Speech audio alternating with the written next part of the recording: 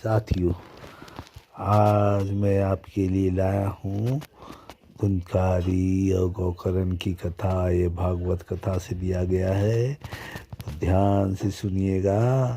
प्राचीन समय की बात है। दक्षिण भारत की तुंगभद्रा नदी के तट पर एक नगर में आत्मदेव नाम का व्यक्ति रहता था, जो सभी वेदों में पारंगत था। उसकी पत्नी का नाम धुंधली था। धुंधली बहुत ही सुंदर लेकिन स्वभाव से क्रूर और झगड़ालू थी। घर में सभी प्रकार के सुख थे, लेकिन आत्मदेव अपनी पत्नी से हमेशा दुखी रहता था। साथ में उसे एक चिंता और सताते रहती थी कि उसकी कोई संतान नहीं थी, और वह चिंता करता था कि अगर उसकी उम्र ढल गई तो फिर संतान का मुख देखने को उसे नहीं मिलेगा।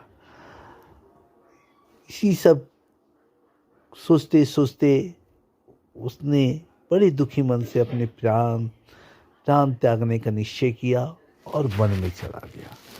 वन में एक तालाब में वह कूदने ही वाला था, तभी वहाँ एक सन्यासी आ गए। देखिए, हमारे जीवन में गुरु सन्यासी समय समय पर आते रहते हैं और हमें सच्चा रास्ता दिखाते रहते हैं। उसी तरह आत्मदेव जब आत्महत्या करने के लिए जा रहा था, तब सन्यासी आए और उन्हें सही रास्ता दिखाने का प्रयास किया। बोले, और उस सन्यासी आत्मदेव से पूछे कि हे विप्रवर, तुम्हारे मन में ऐसी क्या भारी चिंता है कि जिसके कारण तुम प्राण त्याग दे? आपको मालूम होगा साथियों कि मनुष्य का शरीर बहुत ही कठिनाई से मिलता है। 84 लाख योनि बीतने के बाद मनुष्य का जीवन मिलता है। 84 लाख योनि में सांप, बिच्छू, कुत्ता, बिल्ली, मक्खी, मच्छर, बंदर और भी कई तरह के जीव हैं। इतने जीव का जन्म लेने के बाद मनुष्य का जीवन मिलता है, और उस जीवन को इस तरह नष्ट करना बहुत ही नुकसानदेह है। जब ऋषिवर ने उनसे पूछा कि आखिर तुम प्राण क्यों त्याग रहे हो, तो आत्मदेव ने कहा, ऋषिवर, मैं संतान के लिए इतना दुखी हो गया हूँ कि मुझे अब अपना जीवन निष्फल लगता है। संतान ही जीवन धिक्कार है, और मैंने जिस गाय को पाल रखा वह भी बांझ है। यानी मेरे घर तो जन्म हो ही नहीं रहा, और गाय को भी नहीं हो रहा।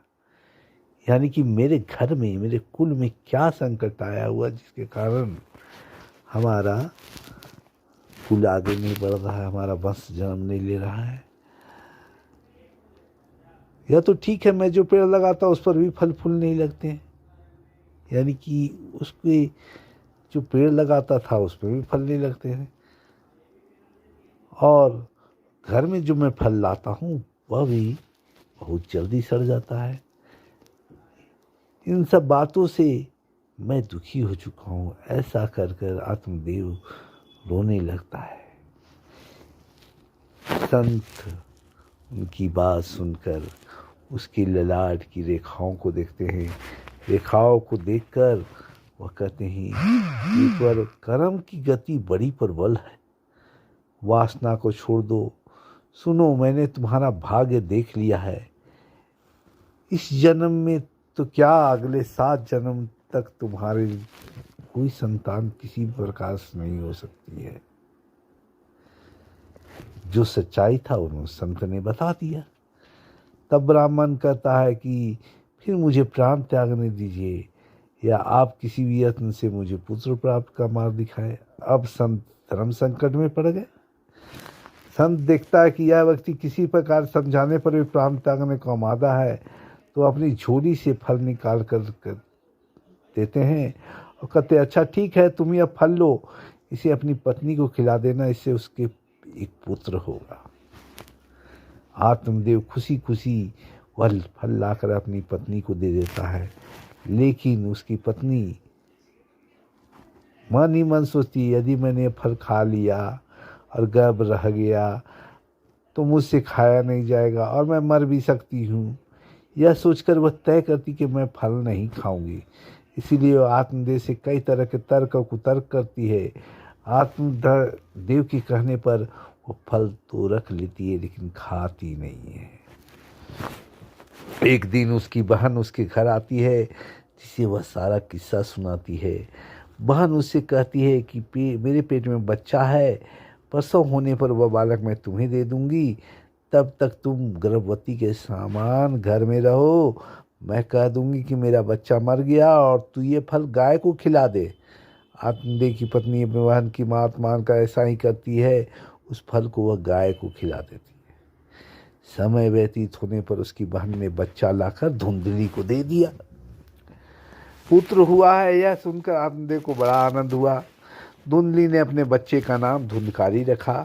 उसके 3 माह व्यतीत होने के बाद एक दिन आत्मदेव सुबह गाय को चारा डालने लगा तो उसने देखा कि गाय के पास एक बच्चा है जो कि मनुष्याकार है, लेकिन बस उसके कान ही गाय के समान है। उसे देखकर वह आश्चर्य पड़ जाता है। हालांकि उसे बड़ा आनंद भी होता है। वह उस बच्चे को उठाकर घर में ले आता है। उसका नाम वह गोकर्ण रखता है। अब उसके 2 बाल हो जाते हैं, एक धुंधकारी और दूसरा गोकर्ण। गोकर्ण बड़ा होकर विद्वान, पंडित और ज्ञानी निकलता है, जबकि धुंधकारी दुष्ट, नशेड़ी और क्रोधी, चोर, व्यभिचारी, अस्त्र शस्त्र धारण करने वाला, माता पिता को सताने वाला निकलता है। वह माता पिता की सारी संपत्ति नष्ट कर देता है। एक दिन वह पिता को मार मार कर घर से बाहर निकाल देता है। पिता रोने लगते हैं और कहता है कि मेरी पत्नी का बांझ रहना ही अच्छा था। तभी वह गोकर्ण आ जाता है और पिताजी को वैराग्य का उपदेश देता है और कहता है कि आप सभी छोड़कर प्रभु की शरण में वन चले जाए और भागवत भजन करें। भागवत भजन ही सबसे बड़ा धर्म है। गौ से उत्पन्न पुत्र गोकर्ण की बात मानकर आत्मदेव वन चले जाते हैं। बाद में उसकी पत्नी धुंधली को धुंधकारी सताने लगता है तो कुएं में कूदकर आत्महत्या कर लेती है।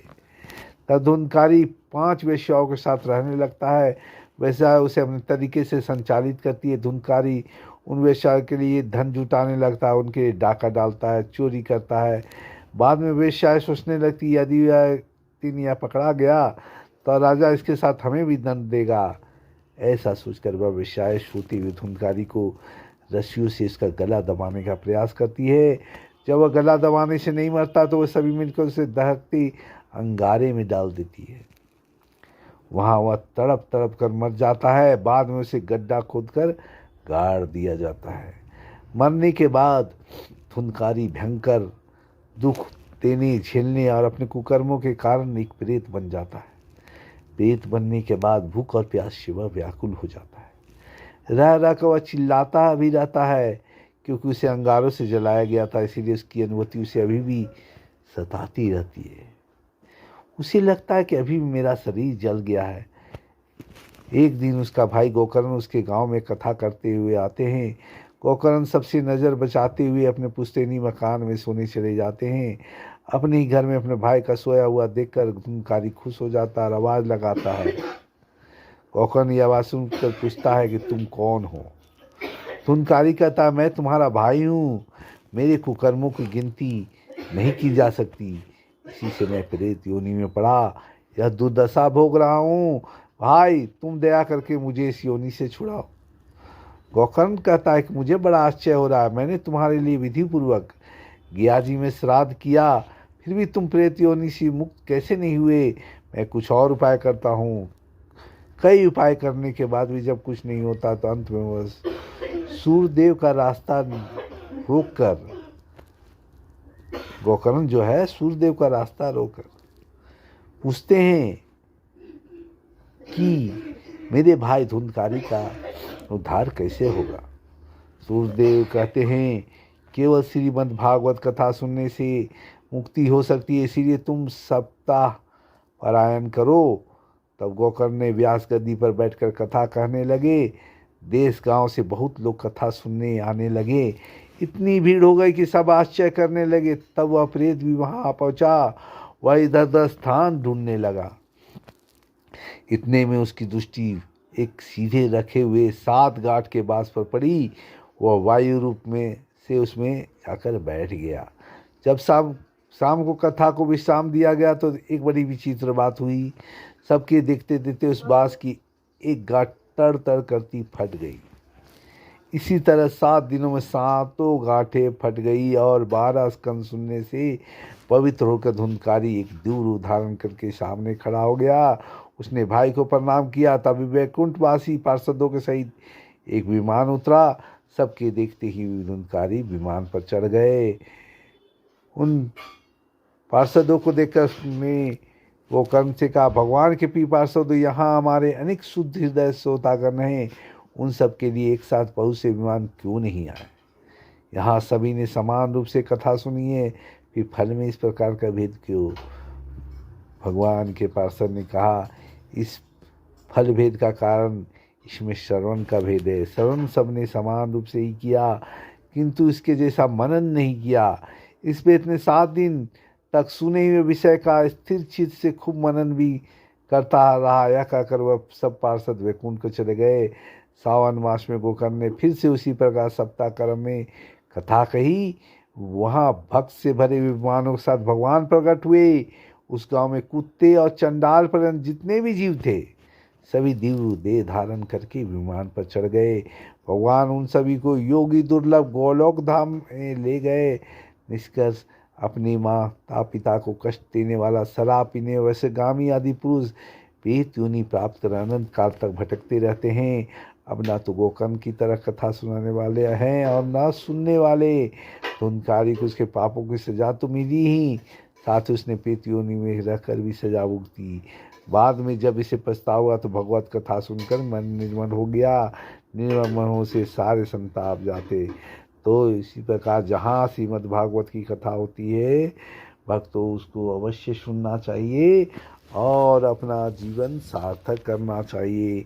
अगर यह वीडियो आपको पसंद आया हो तो लाइक और सब्सक्राइब जरूर करें। धन्यवाद।